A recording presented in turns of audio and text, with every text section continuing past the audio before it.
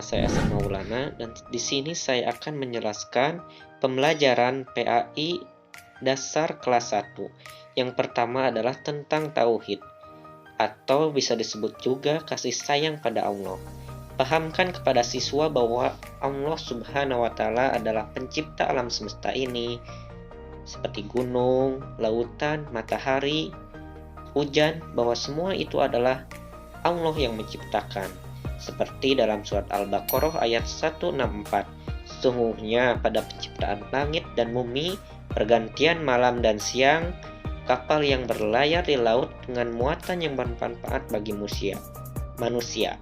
Semua itu Allah yang menciptakan dan Allah yang mengatur. Dalam hal ini, pahamkan juga kepada murid-murid tentang sifat-sifat Allah, bahwa Allah itu mempunyai sifat Ar-Rahman, Maha Pengasih, Ar-Rahim, Maha Penyayang. Dan dengan itu anak kita bisa suruh untuk mentaati dan mengikuti aturan Allah, menjauhi larangannya, dan melaksanakan perintahnya. Dan jelaskan kepada mereka bahwa jika mereka melakukan yang Allah mau, maka kemauan apa saja yang mereka inginkan pasti Allah kabulkan. Seperti dalam surat Luqman ayat 8. Innalladzina amanu wa amilus solihati lahum jannatun naim. Sesungguhnya orang-orang yang beriman dan mengerjakan kebajikan, mereka akan mendapat surga yang penuh kenikmatan. Yang kedua, berikan pemahaman kepada mereka untuk menyayangi atau mencintai Nabi Muhammad. Pahamkan kepada siswa untuk mencintai Nabi Muhammad SAW, karena berkat beliau umat Islam berdiri tegak sampai saat ini. Perintahkan kepada siswa untuk meneladani nabinya, baik dari sikap, perbuatan maupun lisan. Jadikan idola untuk para anak setiap muslim, bahwa nabinya layak dijadikan idola. Suruh anak untuk banyak berselawat kepada beliau. Seperti dalam Quran surat Al-Ahzab ayat 21, sungguh telah ada suri tauladan yang baik bagimu, yaitu bagi orang yang mengharap rahmat Allah dan kedatangan hari kiamat dan yang banyak mengingat Allah. Setelah itu, pahamkan hal-hal dasar dalam Quran. Nama saya Cica Marliana Pratama. Selanjutnya saya akan menjelaskan pelajaran 3, yaitu tentang iman kepada Allah Subhanahu wa ta'ala. Yang pertama, yakin bahwa Allah itu ada. Kita harus memberitahu dan memberi paham kepada murid bahwa kita wajib beriman kepada Allah Subhanahu wa ta'ala yang telah menciptakan alam semesta ini. Karena adanya alam semesta ini, pasti ada yang menciptakan, yaitu Allah Subhanahu wa ta'ala. Sikap kita yang tepat dalam pelajaran 3 ini adalah kita harus bersyukur karena telah diciptakan oleh Allah Subhanahu wa ta'ala. Dan juga kita harus memelihara lingkungan sebagai bentuk bersyukur kepada Allah. Dalil bahwa Allah itu ada atau wujud terdapat dalam Al-Quran surat Ar-Ra'd ayat 16 yang berbunyi, Bismillahirrahmanirrahim, Qul man rabbus samawati wal ard, Qulillah, yang artinya, katakanlah Muhammad, siapakah yang menciptakan langit dan bumi? Katakanlah Allah. Perhatikan gambar berikut. Manusia, hewan, tumbuhan, dan alam semesta ini ada karena ada yang menciptakan. Yang menciptakan semua itu adalah Allah Subhanahu wa ta'ala. Allah itu ada, meskipun kita tidak bisa melihatnya secara langsung. Yang kedua, Allah itu Esa. Allah itu Esa. Allah itu Maha Satu. Allah itu Maha Tunggal, dan tidak ada yang menyamainya. Tiada Tuhan selain Allah. Allah juga telah menciptakan alam semesta ini beserta isinya, termasuk kita, dengan anggota tubuh yang lengkap. Ada mata untuk melihat, telinga untuk mendengar, kaki untuk berjalan, dan sebagainya. Semua itu adalah anugerah dari Allah Subhanahu wa ta'ala. Selanjutnya, pelajaran keempat tentang bersih itu sehat. Kita harus memberitahu kepada murid bahwa bersuci artinya menghilangkan kotoran. Badan, pakaian, dan tempat sholat harus bersih. Kita bersuci bisa dengan air, bisa dengan debu, bisa dengan daun, atau batu, dan lain-lain, yang penting bersih. Bila tidak ada air, boleh dengan tisu atau batu. Allah Subhanahu wa Ta'ala mencintai orang-orang yang bersih dan suci. Selanjutnya, macam-macam bersuci.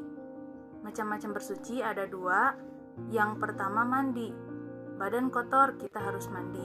Dengan mandi, kita bersih dan sehat. Yang kedua ada istinja. Istinja artinya membersihkan kotoran setelah buang air besar dan buang air kecil. Baik, saya Sania Nurjana akan menjelaskan materi pelajaran 5, yaitu cinta Nabi dan Rasul. Yang pertama, teladan Nabi Adam. Nabi Adam diciptakan oleh Allah Subhanahu wa Ta'ala dengan derajat yang lebih tinggi dari malaikat dan iblis. Hal ini membuat iblis gusar dan tak mau sujud kepada Nabi Adam. Iblis pun kemudian terusir dari surga. Dari kisah singkat Nabi Adam alaihissalam, di atas kita bisa menarik sejumlah teladan, yaitu yang pertama, jangan berlaku sombong apabila sampai angkuh dan tak mau patuh pada perintah Allah Subhanahu wa Ta'ala. Yang kedua, jangan mau terperdaya godaan setan, sebab hal tersebut adalah awal dari malapetaka. Tema yang kedua adalah teladan Nabi Nuh. Keteladanan yang bisa kita ambil dari beliau adalah kesabarannya yang begitu besar. Lebih dari setengah usianya digunakan untuk berdakwah, mengajak umatnya yang menyembah berhala dan melakukan maksiat untuk kembali pada jalan Allah. Kepatuhannya pada Allah juga menjadi teladan kita karena ia percaya bahwa Allah Maha mengetahui atas tugas yang diberikan padanya. Keteladanan yang terakhir yang bisa kita petik adalah bagaimana ia tetap mencintai keluarganya dengan ingin menyelamatkan anak dan istrinya meskipun mereka tidak patuh padanya dan kafir. Tema yang ketiga adalah teladan Nabi Hud. Nabi Hud alaihissalam adalah utusan Allah Subhanahu wa Ta'ala. Ia santun dan berbudi luhur. Nabi Hud alaihissalam taat kepada Allah Subhanahu wa Ta'ala. Ia tidak mudah marah. Sikap yang bisa diteladani dari Nabi Hud alaihissalam adalah sikap sopan santun, baik itu kepada orang tua, guru, teman, dan lain-lain. Baik, selanjutnya saya akan menjelaskan pelajaran yang keenam, yaitu belajar. Tema yang pertama adalah semangat belajar Nabi Idris. Nama Nabi Idris berasal dari kata darasa. Darasa artinya belajar. Nabi Idris alaihissalam sangat gemar belajar. Beliau belajar dimanapun dan kapanpun. Mukjizatnya adalah pandai membaca dan menulis. Beliau memiliki pengetahuan yang luas. Beliau menguasai ilmu perbintangan dan ilmu matematika. Nabi Idris alaihissalam dimuliakan Allah Subhanahu wa Ta'ala dengan dikaruniai ilmu pengetahuan. Beliau mengajak kaumnya untuk tekun belajar. Kita harus menteladani Nabi Idris alaihissalam, yaitu kita harus rajin belajar, kita harus rajin membaca dan menulis. Jika guru menyuruh kita membaca dan menulis, maka kita harus patuh kepadanya. Tema yang kedua adalah doa belajar. Belajar termasuk ibadah. Sebelum dan sesudah belajar, kita haruslah berdoa. Berdoa adalah memohon kepada Allah Subhanahu wa Ta'ala supaya keinginan kita dikabulkan. Adapun doa sebelum belajar adalah Robbi jidni ilma warzuqni fahma waj'alni minas sholihin. Dan doa setelah belajar adalah Allahumma inni as'aluka ilman nafi'an wa rizqan thayyiban wa amalan mutaqabbala. Tema yang ketiga adalah membaca dan menulis. Manusia diciptakan oleh Allah Subhanahu wa Ta'ala dan manusia diberi akal untuk berpikir, mata untuk melihat, dan tangan oleh Allah Subhanahu wa Ta'ala sehingga dapat membaca dan menulis. Kita harus bersyukur kepada Allah Subhanahu wa Ta'ala karena kita diberi anggota tubuh yang lengkap sehingga kita bisa gunakan untuk belajar. Dengan belajar, kita akan menjadi orang yang pintar. Dan tema yang keempat adalah rajin belajar. Belajar adalah suatu kewajiban. Belajar adalah berusaha untuk berlatih untuk memperoleh kepintaran dan kepandaian.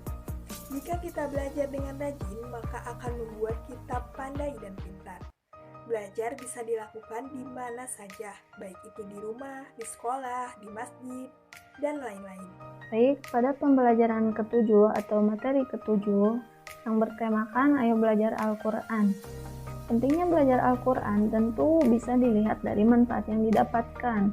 Manfaat membaca Al-Quran tentu berkaitan dengan pembelajaran Al-Quran untuk peserta didik. Maka harapannya adalah yang pertama, agar anak didik dapat mudah dalam membaca Al-Quran dengan baik dan benar. Apabila peserta didik telah mudah membaca Al-Quran, maka peserta didik akan dapat memahami secara mudah kandungan ayat yang dibacanya. Yang kedua, agar anak didik dapat mengenal huruf hijaiyah. Apabila peserta didik sudah dapat mengenal huruf hijaiyah, maka peserta didik akan fasih dalam membaca Al-Quran.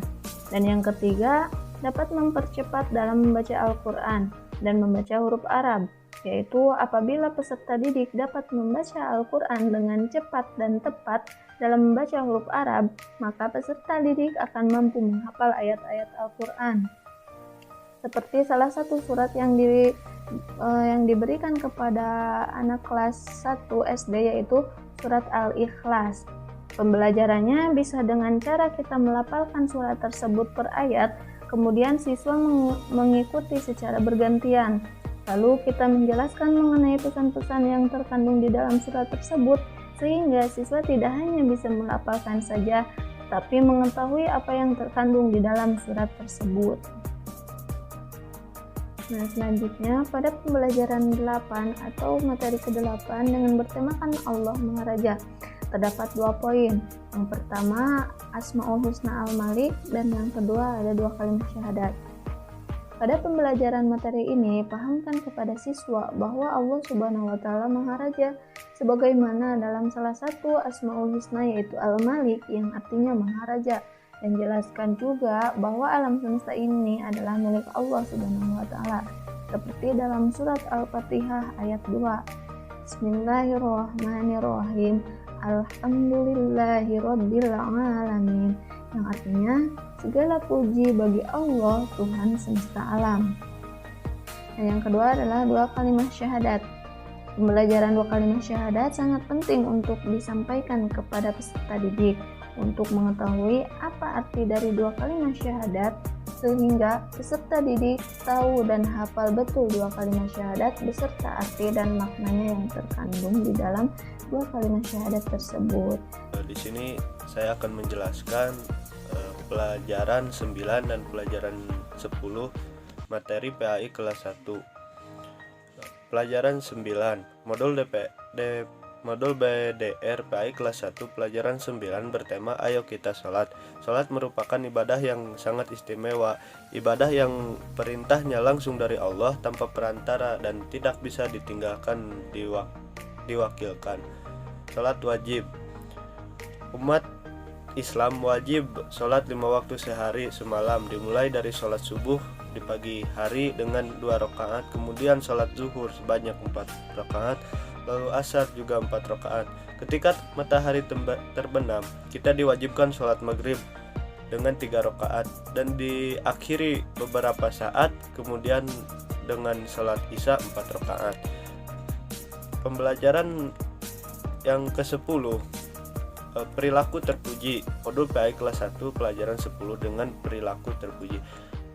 Anak berperilaku terpuji adalah dambaan orang tua dan guru. Nabi Muhammad SAW diutus oleh Allah Subhanahu wa Ta'ala utamanya adalah agar umat manusia berperilaku terpuji, yaitu dengan memperbaiki akhlak mulia. Yang pertama, berkata yang baik. Allah perintahkan kita berkata baik, sopan dan santun. Berkata yang baik adalah perilaku terpuji. Yang kedua, hormat dan patuh. Contohnya ketika kita meminta izin pergi ke sekolah kepada orang tua, kita harus sopan dan santun sebagai tanda hormat kepada mereka. Yang ketiga, bersyukur. Bersyukur kepada Allah Subhanahu wa Ta'ala, mengucapkan alhamdulillah dan beramal baik setiap saat, itulah perilaku terpuji. Bersedekah adalah bersedekah adalah tanda bersyukur pada Allah Subhanahu wa taala. Apabila mendapat nikmat, kita ucapkan hamdalah. Ucapan hamdalah adalah alhamdulillah. Yang keempat, pemaaf. Nabi Muhammad SAW teladan kita, ia pemaaf kepada semua umat manusia. Pemaaf adalah perilaku terpuji. Bila orang lain berbuat salah, kita harus memaafkan